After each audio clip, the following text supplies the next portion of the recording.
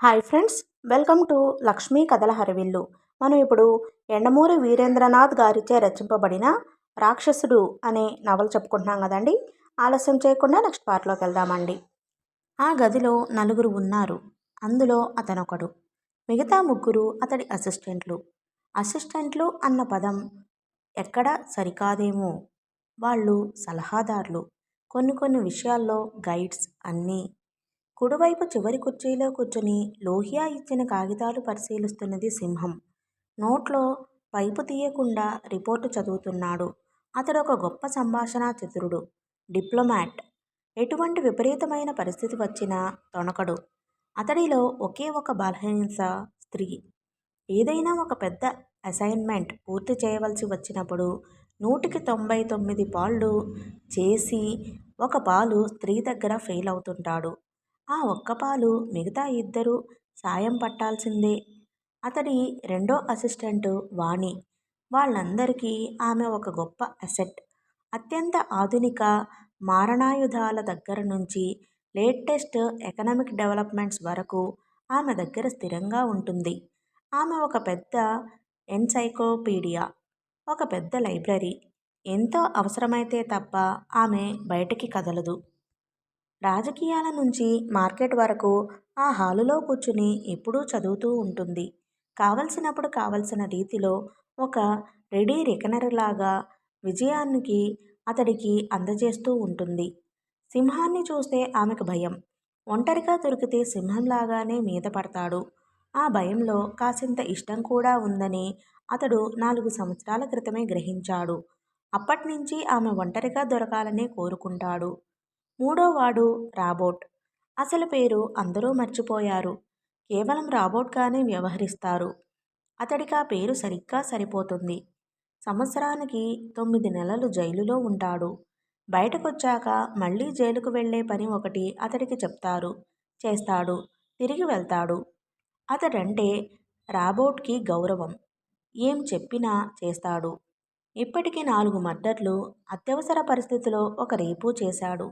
4 సార్లు మృత్యుముఖంలోకి వెళ్లి తప్పించుకున్నాడు. ఒకసారి ఉరిశిక్ష పడబోయి కొద్దిలో తప్పిపోయింది. అతడికి సెక్స్ అంటే ఉత్సాహం లేదు. మిగతా రౌడీల్లాగా తాగడు. సిగరెట్ కూడా తాగడు. అన్నిటికన్నా చిత్రం ఏమిటంటే అతడికి మెదడు అనే పదార్థం ఉందో లేదో అన్నది అనుమానమే. చెప్పిన పని చేస్తాడు. లేకపోతే ఏ పని లేకుండా అలా చెక్కబల్ల దగ్గర కూర్చుని ఉంటాడంతే. అలా ఒక మునిలా ఉన్న అతడిని చూసి అతడు జడుడు అని ఎవరైనా పొరపడితే ప్రమాదమే. మెరుపు కన్నా వేగంగా పిస్టల్ కాల్చగలడు. వెంట్రుక వాసి గురి తప్పకుండా కత్తి విసరగలడు. అతడి శరీరం మీద 26 చోట్ల కత్తిపోట్లు ఉన్నాయి. ఒక ప్రమాదంలో కుడికన్ను పోయింది. రాబోట్కి ఇంకా చాలా అవయవాల అవసరం లేదని వాణి అప్పుడప్పుడు ఏడిపిస్తుంది కూడా. ఆ ముగ్గురి సాయంతో అతడు రాష్ట్రాన్ని ఏలుతున్నాడు. అతడంటే అతడు కాదు. అతడి సాయం తీసుకుని మిగతా వాళ్ళు. తన తండ్రి అయిన జీకే ఏం చెప్తే అతడు అది చేస్తాడు. అందువల్ల పని కావలసిన వాళ్ళు జీకేని పట్టుకుంటారు. అతడి కూతురు ఎవరితోనో ఉండగా ఫోటోలు తీసి మాకీ పని కావాలంటారు. కొడుకుని కిడ్నాప్ చేసి పనులు చేయించుకుంటారు. జీకే చెప్తే మారు మాట్లాడకుండా అతను చేస్తాడు. ఇంకెంతకాలం చేస్తాడు? మరో 2 సంవత్సరాలు. చాలా దారుణం అన్నాడు సింహం తలెత్తి. ఈ ఫాల్స్ రిపోర్టు గాని ప్రజల్లోకి వెళితే ప్రభుత్వం పడిపోవడం ఖాయం. అంత దారుణంగా ఉంది. నేను అదే అనుకుంటున్నాను అంది వాణి. తిండి, భోజన పథకాలు, ఇల్లు, గృహవసతి అన్నీ అయిపోయాక ఇది మొదలైంది. మిగతా వాటికన్నా ఇది బలమైన ఆయుధం. మీ అనారోగ్యానికి కారణం ఎవరు? ఈ ప్రభుత్వమే. మళ్ళీ దీనికే ఓటు వేస్తారా? చాలా గొప్ప స్లోగన్ ఇది. తనకి వచ్చిన అనారోగ్యానికి కారణం ఈ ప్రభుత్వమే అని అతడి సబ్కాన్షియస్ మీద ముద్రపడిపోతుంది. లోహియా గ్రూపు పేపర్లన్నీ ఈ విధంగా చిత్రీకరిస్తాయి. కొంతవరకు ఇది నిజమే. ప్రభుత్వం లిమ్నాలజీ డిపార్ట్మెంట్ వాళ్ళ సలహాలకి ఏమాత్రం ప్రాముఖ్యత ఇవ్వటం లేదు. కానీ లేకపోతే కేవలం శుభ్రమైన నీళ్లు సప్లై చేయటం ద్వారా 190% రోగాల్ని తగ్గించవచ్చు. ఈ నిజాన్ని కూడా మనం కాదనలేం. అప్పుడు డాక్టర్లు రిట్రెంచ్మెంట్ జరిగి అదో గొడవ. అతడు తప్ప మిగతా అందరూ నవ్వారు. మనం ఈ చర్చ ఆపి జరగవలసిన విషయం ఆలోచిద్దామా అని అతడనేసరికి అందరూ మౌనం వహించారు. కొంచెం నిశ్శబ్దం తరువాత వాణి కదిలింది. డాక్టర్ ఫాస్టస్ ఇచ్చిన రిపోర్టు తీసేసి దాని స్థానంలో ఈ ఫాల్స్ రిపోర్ట్ పెట్టడమే అంది. సంతకం? ఫోర్జరీ. మనకి అది చాలా సులభం. కష్టం అన్నాడు అతను. ఒకసారి ఆ రిపోర్టు 4వ పేజీ చూడు. ఆమె గబగబా 4వ పేజీ తిప్పింది. ఆమె చూస్తూ ఉంటే అతడు చెప్పాడు. ఏమని వ్రాసి ఉంది? Bacterial populations in Hussain Sagar in the vicinity of periphyton was also extraordinary dense to the extent of 1,62,000 ml అని లేదు. నిజానికి ఉండాల్సింది 62,000 ml అని. అక్కడ ఉన్న ముగ్గురు స్తబ్దులై అతని వైపు చూశారు. తెల్లవారుజామున 4ంటికి లోహియా అతడికి రిపోర్టు ఇచ్చాడు. ఇప్పుడు 8 అయింది. ఈ 4 గంటల్లో నిద్ర లేకుండా ఒకసారి రిపోర్ట్ అంతా చదివి దాదాపు కంటతా పట్టేశాడు. అంతేకాక డాక్టర్ ఫాస్టస్ ఇచ్చే రిపోర్టుకి దీనికి తేడాలు కూడా మనసులో నోట్ చేసుకున్నాడు. అంత వేగంగా తొందరగా రియాక్ట్ అవ్వగలడు కాబట్టే అందరూ అతడి మీద ఆధారపడుతున్నారు. చాలా కొద్ది మార్పులు చేశాడు లోహియా. కానీ తరువాత ఆ మార్పుల గురించి డాక్టర్ ఫాస్టస్కి తెలిస్తే ఈ ఫోర్జరీ బయటపడుతుంది. అందువల్ల అలా వద్దు అని సింహం వైపు తిరిగి, నాకు భారతదేశంలో డాక్టర్ ఫాస్టస్ ప్రోగ్రాం కావాలి అన్నాడు. సరిగ్గా గంట తర్వాత ఆ రిపోర్టు తీసుకువచ్చాడు. ఫాస్టస్ ఇంకెక్కడా ఆగకుండా సరాసరి హైదరాబాద్ వచ్చేస్తున్నాడు. 2వ తారీఖు అంటే ఇప్పటికి సరిగ్గా 14 రోజులు ఉంది. మధ్యాహ్నం 2ంటికి ఫ్లైట్లో దిగుతున్నాడు. అదే రోజు అతడి గౌరవార్థం ముఖ్యమంత్రి విద్యాభవన్లో టీ పార్టీ ఇస్తున్నాడు. అక్కడే ఆ సాయంత్రం ఒక కల్చరల్ ప్రోగ్రాం ఉంది. మరుసటి రోజు నుంచి అతడు తన పనిలోకి దిగుతాడు. టీ పార్టీకి నాకు ఆహ్వానం కావాలి. తెప్పించగలను. కల్చరల్ ప్రోగ్రాం కూడా చాలా సులభం. డాక్టర్ ఫాస్టస్ పక్కన కూర్చుని చూడాలి నేను. సింహం ఇబ్బందిగా చూసి చాలా కష్టం అన్నాడు. ఫాస్టస్కి ఇటువైపు ముఖ్యమంత్రి కూర్చుంటాడు. అదీకాక మొదటి 2 వరుసలు డాక్టర్లకి, ప్రొఫెసర్లకి రిజర్వ్ చేయబడ్డాయి అన్నాడు. నిజానికి అతడు సింహానికి చెప్పింది ఫాస్టస్ ప్రోగ్రాం తీసుకురమ్మని. కానీ సింహం ఎంత డీటెయిల్డ్గా ఆ సమాచారం సేకరించాడంటే కల్చరల్ ప్రోగ్రాంలో ఎవరి పక్కన ఎవరు కూర్చుంటారో కూడా ఆ 1 గంటలో సంపాదించి తీసుకువచ్చాడు. బహుశా సింహం లాంటి వాళ్ళు ఉండబట్టే అతడు అంత గొప్పవాడయ్యాడేమో. మొదటి రోజే ఫాస్టస్తో పరిచయం పెంచుకోవాలంటే డాక్టర్ గాని ప్రొఫెసర్ గాని అయి ఉండాలన్నమాట. ఎవరూ మాట్లాడలేదు. అతడు వాణి వైపు చూసి, వాణి, 10 రోజుల్లో నా పేరు ముందు డాక్టర్ అని రావాలి. పేరు వెనక పీహెచ్డీ కావాలి. ఆ ఏర్పాట్లు నువ్వు చూడు. బాంబు పడ్డట్టు అదిరిపడ్డారు అక్కడి వాళ్ళు. కొంచెం సేపుపాటు అతడు చెప్పినది వాళ్ళకి అర్థం కాలేదు. ఏ యూనివర్సిటీ నుంచి ఇప్పిస్తావో నీ ఇష్టం. ఏ సబ్జెక్టులో ఇప్పిస్తావో కూడా నీ ఇష్టమే. నాకు మాత్రం డాక్టరేటు కావాలి. ఈ లోపులో వాణి తేరుకుంది. నమ్రతగా, మీ క్వాలిఫికేషన్ ఏమిటి సార్ అని అడిగింది. ఇంగ్లీషులో సంతకం పెట్టగలను. బాగా మాట్లాడగలను. తెలుగు కాస్త ఇంగ్లీషు రాయగలను. ఆమె లేచి వెళ్ళిపోయింది. తన మీద పెట్టబడింది చాలా పెద్ద బాధ్యత అని ఆమెకు తెలుసు. అందులోనూ 10 రోజుల్లో అంటే ఈ క్షణం నుంచి దానికోసం పనిచెయ్యాలి. రాబోట్ తనలో తను అనుకుంటున్నట్టు 10 రోజుల్లో డాక్టరేటా? అందులోనూ 1వ క్లాసు పాసవని వాడికి అన్నాడు. ఆ మాటలకు విసురుగా అతను రాబోట్ దగ్గరికి వెళ్ళాడు. ఒక అనూహ్యమైన కసి అతని మొహంలో కనబడుతుంది. ఈ ప్రపంచంలో, ముఖ్యంగా భారతదేశంలో ఏదీ అసాధ్యం కాదు. మామూలు సబ్జెక్టు కాదు. 10 రోజుల్లో లిమ్నాలజీలోనో ఎకాలజీలోనో డాక్టరేట్ తీసుకుంటాను చూడు అన్నాడు. ఎప్పుడూ సాధారణంగా కనబడని కసి అతని మొహంలో కనపడేసరికి రాబోట్ చెకుదుటై అక్కడి నుంచి వెళ్ళిపోయాడు. అంతలో వెనక నుంచి అతడి భుజం మీద చెయ్యి పడింది. సింహం. అతడిప్పుడు అసిస్టెంట్లా లేడు. 20 సంవత్సరాల క్రితం స్నేహితుడిలా ఉన్నాడు. ఎందుకీ ప్రపంచం మీద, మనుషుల బలహీనతల మీద నీకింత కసి, ఉక్రోషం, ఆడుకోవాలన్న తపన? నీకెందుకు ఆ అనుమానం వచ్చింది? నిజంగా డాక్టర్ ఫాస్టస్ పక్కన ఓ అరగంట కూర్చోవడం కోసం నువ్వీ డాక్టరేట్ సంపాదించడం లేదు. నీకున్న ఈగో తృప్తిపరచుకోవడానికి, అవతలి వారి మూర్ఖత్వాన్ని నిరూపించుకోవడానికి కసితో ఇది చేస్తున్నావు. అవునా? అతడి మొహంలో మునుపటి రిలాక్సేషన్ వచ్చింది. కొంతవరకు నువ్వు చెప్పింది నిజమే అయినా పూర్తిగా కాదు. డాక్టర్ ఫాస్టస్తో 10 రోజులు సన్నిహితంగా ఉండాలంటే ఆ మాత్రం డిగ్రీ ఉంటే బావుంటుందనుకున్నానంతే. ఒకవేళ ఇందులో నా మానసిక సంతృప్తి ఉన్నా అందులో తప్పులేదు. ఈ ప్రపంచం నాకు చేసిన అన్యాయానికి నేను పూర్తిగా శాడిస్ట్గా మారలేదు. అంతవరకు సంతోషం అంటూ అతను కిటికీ దగ్గర నిలబడి బయటకు చూడసాగాడు. 9:30 కావస్తుంది. దూరంగా రోడ్డు మీద జనం ఆఫీసులకి చీమల బారులా కదిలి హడావిడిగా వెళుతున్నారు. గొప్ప యంత్రాంగం ఇది. సెక్రటేరియట్లలోనూ ఆఫీసుల్లోనూ జనం పనిచేస్తారు.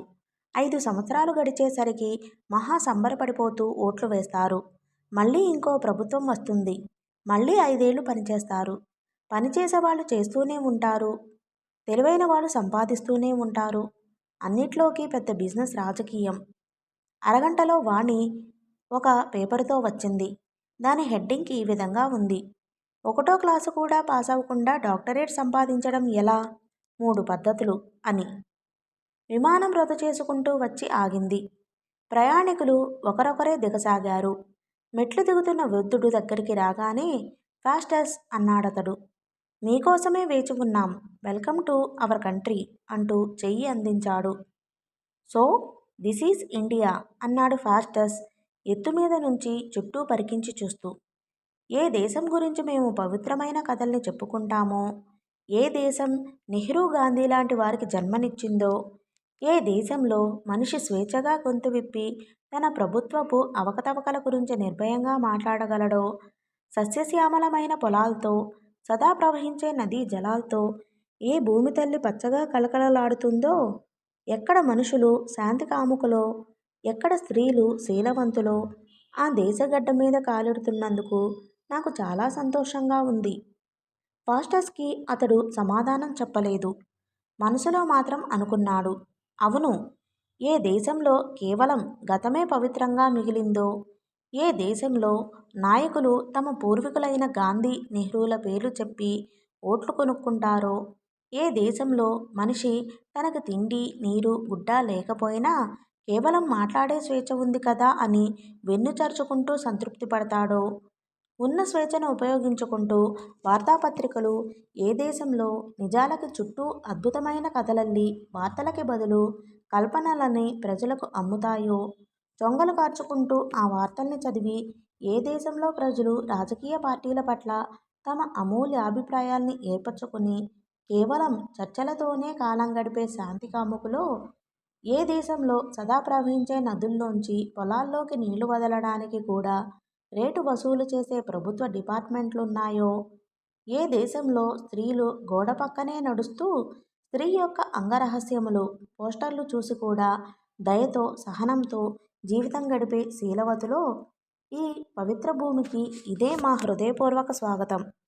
కస్టమ్స్ క్లియరెన్స్ అయ్యాక హైదరాబాద్ బయలుదేరారు.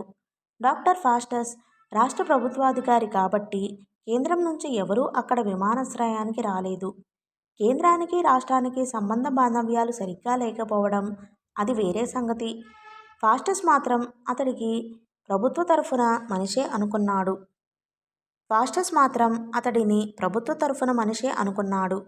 హైదరాబాద్ విమానాశ్రయంలో ప్రభుత్వాధికారులు ఫాస్టస్ని రిసీవ్ చేసుకోవడానికి రాగానే అతడు అక్కడి నుంచి తప్పుకున్నాడు. ఇక తన అవసరం లేదు. డాక్టర్ ఫాస్టస్కి స్టార్ హోటల్లో బస ఏర్పాటు చేయబడింది. అతిథి గృహాలు ఖాళీగా లేవు. ఒక ప్రభుత్వ రెస్ట్ హౌస్లో దేశపు రాష్ట్రపతి గారి బంధువర్గం బతుకమ్మ పండగల వైభవాల్ని చూడటం కోసం వారం రోజుల నుంచి తిష్టవేసి ఉంది. మరో అతిథి గృహంలో ఆర్థిక శాఖ మంత్రి గారి బావమరిది సినిమా షూటింగ్ ఏర్పాటు చేసుకున్నాడు అఫీషియల్గా. మరో అతిథి గృహంలో ముఖ్యమంత్రి గారి కొడుకు ఉంపుడుగత్తె తన భర్తతో సహా విడిది చేసి ఉంది అనఫీషియల్గా. డాక్టర్ ఫాస్టస్ని హోటల్లో దింపి అధికారులు 4ంటికి వస్తామని రెస్ట్ తీసుకోమని చెప్పి వెళ్ళిపోయారు. వాళ్ళు వెళ్ళిన 5 నిమిషాలకి అతడు హోటల్లోకి ప్రవేశించి తలుపు తట్టాడు. ఉన్నట్టుండి ఎయిర్పోర్టు నుంచి ఎక్కడికి మాయమైపోయావు? తలుపు తీస్తూ అడిగాడు ఫాస్టస్. మీకోసం ఇది తీసుకురావడానికి అంటూ నెపోలియన్ బ్రాందీ బల్లమీద పెట్టాడు. ఫాస్టస్ సంభ్రమంతో చూస్తూ, మై గాడ్, నా టేస్ట్ మీకెలా తెలుసు? నిజంగా మీ ప్రభుత్వం చాలా గొప్పది అన్నాడు. క్షమించండి, నాకు ప్రభుత్వానికి ఏ సంబంధమూ లేదు. మీరంటే నాకు గౌరవం, భక్తి, అంతే. లిమ్నాలజీలో మీరు పబ్లిష్ చేసిన ప్రతి పేపరు నేను అత్యంత శ్రద్ధతో చదువుతాను. మీ ఇష్టాయిష్టాలు, అభిరుచులు అన్నీ నాకు ఉత్సాహంతో తెలుసుకుంటాను. మా గ్రంథాల్లో ఏకలవ్యుడని ఒకడున్నాడు అలా అన్నమాట. కేవలం మీరంటే ఉన్న ఆరాధనతో నేను ఇక్కడికి వచ్చి మిమ్మల్ని రిసీవ్ చేసుకున్నానే తప్ప ప్రభుత్వం పంపగా వచ్చిన వాణ్ణి కాదు. ఒక్క క్షణం తెల్లపోయినా ఫాస్టస్ అమితంగా సంతోషించాడు. దేశం కాని దేశంలో తనను గుర్తించిన మనిషి ఉండడం, తన కోసం అంత దూరం రావడం. అంతలో అతడన్నాడు, మీకిష్టమని దీన్ని కష్టపడి తెప్పించాను. అదృష్టవశాత్తు నా తండ్రి జీకేకి చాలా పరపతి ఉంది. కోట్ల కోట్ల డబ్బు మూలుగుతూ ఉండడంతో పోలీస్ డిపార్ట్మెంట్ నుంచి ఎక్సైజ్ డిపార్ట్మెంట్ వరకు ఇలాంటివి తెచ్చి ఇచ్చి సావనీర్ల కోసం చందాలు వసూలు చేసుకుపోతారు. ఇంతకీ నువ్వేం చేస్తున్నావు అబ్బాయి? 2 రోజుల క్రితమే లిమ్నాలజీలో నాకు డాక్టరేట్ వచ్చిందండి. ముఖ్యమంత్రితో మీటింగ్ ఇంకా గంట టైము ఉంది. ఈలోపు ఒక పెగ్ తాగుదామనుకున్నాడు డాక్టర్ ఫాస్టస్. నిజంగా అతడికి నెపోలియన్ బ్రాందీ అంటే చాలా ఇష్టం. ఫోన్లో రూమ్ సర్వీస్ని పిలిచి ఐస్ కావాలని అడిగాడు. స్టార్ హోటల్ కాబట్టి మామూలుగా అది పావుగంట వరకు రాలేదు. విసుగ్గా తలుపులు తీసుకుని బయటకు కారిడోర్లోకి వచ్చాడు. వరుసగా తలుపులు మూసి ఉన్న గదులు. క్రింద ఎర్రటి తివాచి, సన్నగా శబ్దం చేస్తూ వీస్తున్న చల్లటి గాలి. కారిడోర్ ఖాళీగా ఉండడం చూసి అతడు తిరిగి లోపలికి వెళ్ళబోతూ ఉంటే అకస్మాత్తుగా ఎదుటి గది తలుపు తెరుచుకుంది. అందులో భార్యాభర్తలు ఉన్నట్లున్నారు. లోపల మంచం మీద ఆమె కూర్చుని ఉంది. అతడికి 40 ఏళ్ళు ఉంటాయి. కళ్ళు ఎర్రగా ఉన్నాయి. అమితమైన తాగుడు వల్ల అనుకుంటా శరీరం లావెక్కింది. తలుపు తీస్తూనే క్రిందకు జారపడబోయి బలవంతాన నిలదొక్కుని, మీ దగ్గర గదిలో నెపోలియన్ బ్రాంతి ఉంది కదూ అన్నాడు. తాగుడు వల్ల గొంతు తడబడింది. అయినా అతడి ఇంగ్లీషు స్వచ్ఛంగా ఉంది. మీకెలా తెలుసు? ఫాస్టస్ ఆశ్చర్యంగా అడిగాడు. ఈ ముక్కు రంధ్రాలు. వీటికి 25 సంవత్సరాలుగా ట్రైనింగ్ ఇస్తున్నాను. వాసనను బట్టి బ్రాండ్ కనుక్కోవటం. ఫాస్టస్ నవ్వి, నిజమే, నా దగ్గర ఉంది అన్నాడు. నా దగ్గర గోల్కొండ వైన్ ఉంది. ఈ హైదరాబాద్ ద్రాక్షసార ప్రపంచంలో అన్ని వైన్స్ కన్నా మంచిది. మీరు మీ బ్రాందీ ఒక పెగ్గు ఇచ్చిన పక్షంలో నేను నా వైన్ 2 పెగ్గులు ఇవ్వడానికి సిద్ధంగా ఉన్నాను. ఫాస్టస్ నవ్వుతూ, బార్టర్ వద్దు, రండి అంటూ ఆహ్వానించాడు. ఇద్దరూ లోపలికి ప్రవేశిస్తూ ఉంటే, నేను తెలివైన వాణ్ణని మీరు ఒప్పుకోవాలి అన్నాడు. ఫాస్టస్ తెల్లబోయాడు. ఎందుకు? నా దగ్గర వైన్ లేదు. మీరెలాగూ వద్దంటారని అలా చెప్పాను. తెలివైన వారో కాదో గాని మీరొక అద్భుతమైన వ్యక్తి. తెలివైన వాడినే గాని అమితమైన తాగుడు వలన తెలివికి ముందు అతి వచ్చి చేరిందని మా ఆవిడ అంటూ ఉంటుంది. చీర్స్. చీర్స్. నేను తాగుడు మానేయాలని మా ఆవిడ ప్రతిరోజు తులసి చెట్టు చుట్టూ ప్రదక్షిణలు చేస్తూ ఉంటుంది. తులసి అంటే తెలుసా మీకు? మా సినిమా వాళ్ళకి అక్షయ పాత్ర లాంటిది. మా ఆడపతివ్రతలు గొంతెత్తి పాడితే కాటేసే పాములు కూడా వెనక్కి వచ్చి హీరో నుంచి విషాన్ని వెనక్కు లాక్కుంటాయి. మా ఆడవాళ్ళు ఆ హీరోయిన్లో తమను ఊహించుకుంటూ తమ మగోళ్ళకి అలాంటి కష్టాలు రావాలని తాము రక్షించాలనే సాడిస్టిక్ తృప్తితో భక్తిగా చూస్తారు. మొన్నొకసారి ఇలాగే మా ఆవిడ డబ్బులివ్వకుండా కట్టడి చేసింది.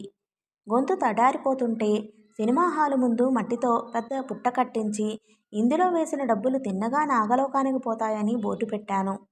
ముక్కు చీదుకుంటూ హాలు నుండి బయటకు వచ్చిన వాళ్ళంతా ప్రదక్షిణలు చేసి మరీ డబ్బులేశారు. నిర్మాతల కన్నా నాకే ఎక్కువ డబ్బులు వస్తాయని భయపడి హాలు వాళ్ళు నన్ను అక్కడ నుంచి ఖాళీ చేయించారనుకోండి, అది వేరే సంగతి. ఇంతకీ చెప్పొచ్చేదేమిటంటే, బెల్ మోగింది. నిశ్చయంగా మీరు వెళ్ళి తలుపు తీయకండి, అక్కడ మా ఆవిడ ఉంటుంది.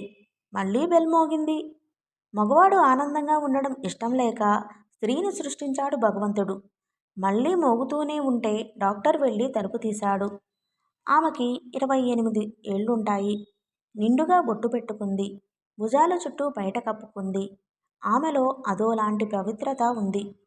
చూసేవారికి అప్రయత్నంగా భక్తిభావం కలుగుతుంది. స్వచ్ఛమైన ఇంగ్లీషులో, నా భర్త మీకు కలిగించిన ఇబ్బందికి మమ్మల్ని క్షమించమని మనస్ఫూర్తిగా కోరుకుంటున్నాను అని అతడేదో అనుబోయేంతలో పక్క నుంచి లోపలికి చూస్తూ, మీరు బయటకు రండి అంది. ఆమె కంఠంలో అదోలాంటి ఆజ్ఞ ఉంది. అప్పటి వరకు లొడలడా వాగుతున్న భర్త పిల్లిలా లేచి ఎదుటి గది వైపు నడిచాడు. ఆమె లోపలికి వెళ్ళాక అతడు తలుపు సందులోంచి మొహం బయటపెట్టి, రాత్రికి కలుసుకుందాం. జీసస్ మనకో చక్కటి రాత్రిని ప్రసాదించే కరుణామయుడు అన్నాడు. తలుపు మూసుకుపోయింది. ఫాస్టస్ ఇంకా తేరుకోలేదు.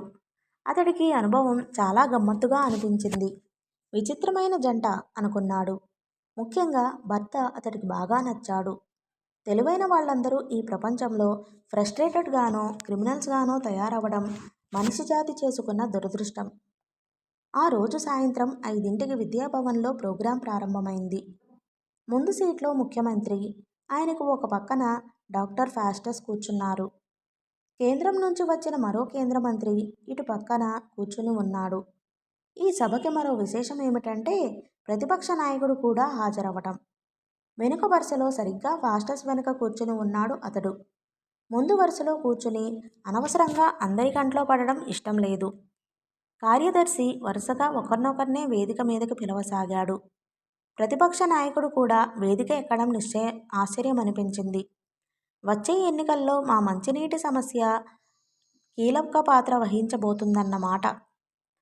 ముందు ముఖ్యమంత్రి మాట్లాడాడు. ఇంతకాలం ఇంత పెద్ద సమస్యని పట్టించుకోనందుకు పాత ప్రభుత్వాన్ని తిట్టాడు. ఆంధ్ర రాష్ట్రపు మంచినీరు పాడవడానికి కారణం కేంద్రమే అని ఆరోపణ చేశాడు. ఆంధ్ర సోదరుల ఆరోగ్యం కోసం తన ప్రభుత్వం ఇన్ని కోట్లైనా ఖర్చు పెడుతుందని, అందుకోసమే విదేశాల నుంచి ప్రొఫెసర్ని పిలిపించామని, ఇంతవరకు ఏ రాష్ట్ర ప్రభుత్వమూ ఇటువంటి చర్య తీసుకోలేదని అన్నాడు. ఈ సమస్య కూకటి వేళ్లతో సహా పెరికించి పారేసే వరకు ఈ రోజు నుంచి కేవలం బావినీళ్లు మాత్రమే తాగుతానని ప్రతిజ్ఞ చేసేసరికి సభలో హర్షధ్వానాలు వెల్లుబగాయి. అతనికి సపోర్టు చేసే వార్తాపత్రిక తాలూకు విలేకరులు ఈ వార్తని హెడ్డింగ్గా పెట్టడానికి హడావిడిగా రాసుకోసాగారు. తరువాత ప్రతిపక్ష నాయకుడు లేచాడు. తమ ప్రభుత్వంలో అయితే ఒక ముఖ్యమంత్రికి కాస్త జ్వరం వస్తే తీసేసి వేరొకరిని పెట్టడానికి చాలామంది ఉండేవారని, ఈ ప్రస్తుత పార్టీలో ముఖ్యమంత్రి తప్ప పార్టీలో ఇంకెవరూ లేరని, బావినీళ్లు తాగిన ముఖ్యమంత్రికి డిసెంట్రీ పట్టుకుంటే కష్టమని అనేసరికి సభలో ఒక వర్గం నవ్వులతో చప్పట్లు కొట్టింది. పోటీ వార్తాపత్రిక విలేకరులు ఈ విషయాన్ని హెడ్డింగ్గా పెట్టడానికి ఆయత్తపడసాగారు. తరువాత కేంద్ర మంత్రి లేచారు.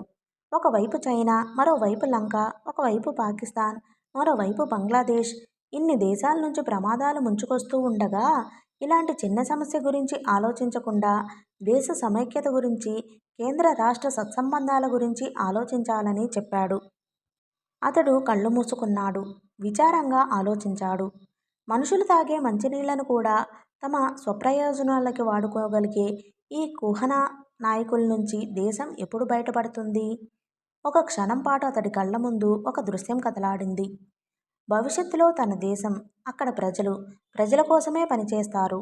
కేవలం ప్రొడక్టివ్ వర్క్ మాత్రమే అక్కడ చేయబడుతుంది. వేల గుమస్తాలు కూర్చుని లక్షల ఫైళ్లు నింపరు. ఏ స్త్రీ తన 2వ అంతస్తు మీద నుంచి చెత్తని రోడ్డు మీద పడవేయదు. ఏం చేసినా, ఎవరు చేసినా తోటి ప్రజల ఆనందం కోసమే చేస్తారు. తలుపులు తీసి బయటకు చూస్తే ఊరు అందంగా ఉంటుంది. నిరుద్యోగులందరూ ఆనకట్టలు కట్టడంలోనూ, రాళ్లు కొట్టడంలోనూ పనిచేయడానికి సిద్ధమవుతారు. ఇదంతా సాధ్యమవుతుందా? ఎందుకు కాదు? పక్క దేశంలో సాధ్యమైనప్పుడు మన దేశంలోనూ అవుతుంది. డబ్బు సంపాదించడానికి కేవలం పని ఒకటే మార్గం అని మిగతా దారులన్నీ మూసేసిన రోజున సాధ్యమవుతుంది. ఏ పని లేకుండా డబ్బు సంపాదించగలిగే మొట్టమొదటి మార్గం రాజకీయం ఒక్కటే. ఒకడు వెధవ, మరొకడు పరమ వెధవ. ఎవరికి ఓటు వెయ్యాలి? ఆప్షన్ లేదు. అసలు మొత్తంగా వీళ్ళని ఏరేసి ఎలక్షన్లు బ్యాన్ చేసి పునర్నిర్మాణానికి మొదటి ఇటుక పేర్చాలి. ఏం చేస్తుంది ఈ అసెంబ్లీ? 6 నెలలకొకసారి కలుస్తుంది. ఆ 6 నెలల కాలంలో రాష్ట్రంలో జరిగిన రేపులు, పోలీసుల అత్యాచారాలు, సాటి ఎమ్మెల్యేలు చేసిన దురాఘాతాలు చర్చిస్తుంది. మళ్ళీ వాయిదా పడుతుంది. దీనికోసం వేలు, లక్షలు, కోట్లు ఖర్చు. అతడి కళ్ళ ముందో మనిషి కదిలాడాడు. చేతిలో తుపాకీ ఉంది. అతడి ముందు ఆర్మీ చీఫ్స్ 3 నమ్రతగా నిలబడి ఉన్నారు. రాజకీయ నాయకులు గోచీలు సర్దుకుని పారిపోతున్నారు. విద్యార్థి నాయకులు స్కూల్లో విప్లవ నినాదాలు మానేసి వణికే వేళ్లతో పాఠ్యపుస్తకాలు తెరిచారు. ఆడవాళ్ళు భర్తల్ని ఆఫీసులకు పంపి పక్కింటికెళ్ళి కబుర్లు చెప్పకుండా ప్రతి ఇంటి 50 గజాల పరిసరం శుభ్రంగా ఉంచే బాధ్యత వాళ్ళకి అప్పగించాడు. లంచం తీసుకున్న వాళ్ళ వేళ్లు నరకబడుతున్నాయి. మోసం చేసిన వాళ్ళు ఉరితీయబడుతున్నారు. మునుపటి స్వేచ్ఛ లేదు, భయమే. అయితేనేం, మనిషి మునుపటి కంటే ఆనందంగా బ్రతుకుతున్నాడు. ఎందుకొచ్చిన స్వేచ్ఛ ఇది? తగలయ్యనా? అతడి ఆధ్వర్యంలో అంతా పని ఎవరికైనా తెలుసా? ఆస్ప్రో టాబ్లెట్ నుంచి బాల్ పాయింట్ పెన్ ఫార్ములా వరకు ఏదో ఒక ఇతర దేశమే కనుక్కుంది తప్ప భారతదేశంలో ఇంతవరకు చెప్పుకోదగ్గ ఒక్క వస్తువు కనుక్కోబడలేదు. అతడు అధికారంలోకి వచ్చాక అలా ఉండదు. మన సైంటిస్టులు విదేశాలకు వలస వెళ్ళి నోబెల్ ప్రైజ్ సంపాదించరు. అంతరిక్షంలోకి ఎగరడానికి మీ వాహనంలో కాస్త చోటివ్వరు అని పక్క దేశం వాళ్ళని బ్రతిమిలాడరు. మనమే ఎందుకు నిర్మించుకోలేమా అని ఆలోచిస్తారు. లేకపోతే మురిక్కాలవలో పడి ఆత్మహత్య చేసుకుంటారు. వీళ్ళందర్నీ అలా మార్చడం అతడికొక్కడికే సాధ్యం. ఎవరతను? ఎక్కడో చూసినట్టు ఉందే. రాక్షసుడు లాంటి అతడిని ఎక్కడ చూశాను తను? ఆ, జ్ఞాపకం వచ్చింది. ఎస్, ఖాన్, చంగీజ్ ఖాన్. చప్పట్లు మారుమోగటంతో ఈ లోకంలోకి వచ్చాడు అతను. కేంద్ర మంత్రి ఉపన్యాసం పూర్తయింది. తరువాత డాక్టర్ ఫాస్టస్. ఆయన తను అక్కడికి వచ్చిన కార్యక్రమం వివరించాడు. మన చుట్టూ ఉన్న నీరు, దాన్ని నిర్లక్ష్యం చేస్తే కలిగే ప్రమాదాల గురించి వివరించాడు. నీటిని మరింత శుభ్రపరిచి నీటి విలువల పట్ల మరింత శ్రద్ధ తీసుకుంటే ఆసుపత్రులలో రష్ని 75% తగ్గించవచ్చు అని అన్నాడు. ఆ పచ్చి నిజాన్ని విని ఎవరూ చప్పట్లు కొట్టలేదు. కొందరు వాచీలు చూసుకున్నారు. అంతలో ఆయన అన్నాడు, నేనిక్కడ వారం రోజులు ఉంటాను.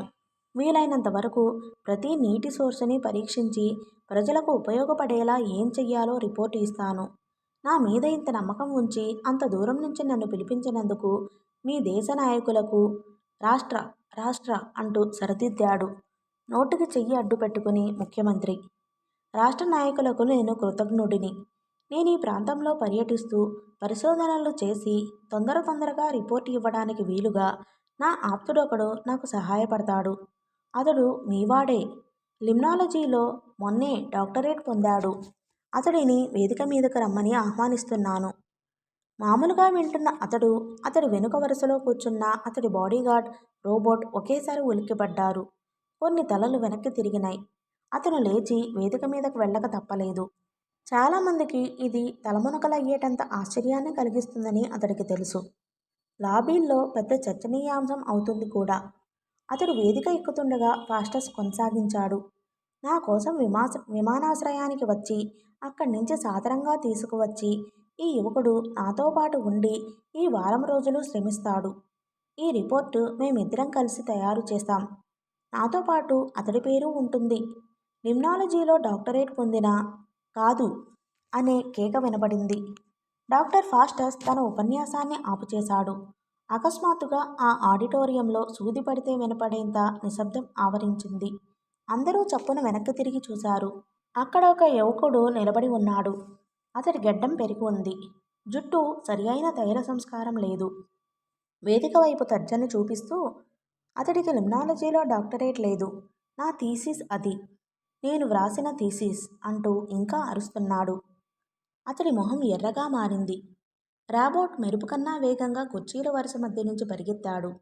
కన్నుమూసి తెరిచేటంతలో అతడి దగ్గరికి చేరుకుని చేతిని చాకులా మార్చి మెడ వెనుగ్గా కొట్టాడు. ఆ యువకుడు ముందుకి కూలిపోయాడు. ఈ లోపులో పోలీస్ కమిషనర్ మరో ఇద్దరు అతడిని చుట్టుముట్టారు. అది మంత్రుల మీద హత్యా ప్రయత్నం అనుకున్నారు వాళ్ళు. అతడు మాట్లాడింది వారికి అర్థం కాలేదు. అర్థమైంది అతడొక్కడికే. సానువులా నిలబడి ఉన్నాడు. ఆ యువకుడిని పోలీసులు వ్యాను వైపు తీసుకువెళ్తున్నారు. సభ కొనసాగుతుంది. ఫాస్టస్ కూడా షాక్ నుంచి తేరుకుని అతడిని తిరిగి ఆహ్వానించాడు. అతడు కదల్లేదు. అంతలో వెనక నుంచి ఒక కంఠం సన్నగా అతడికి మాత్రమే వినపడింది. అప్పటి వరకు జరిగినదంతా గమనిస్తున్నట్టు, ఈ విషయం నేను చూసుకుంటాను. అతడి నోటి నుంచి పోలీసులకి ఒక్క మాట కూడా చేరదు. ఒకవేళ చేరినా దాన్ని పట్టించుకోకుండా నేను చూసుకుంటాను అన్నట్టు. కంగ్రాచ్యులేషన్స్. మీ ప్రయత్నంలో అనుకున్న దానికన్నా చాలా దగ్గరగా వచ్చావు.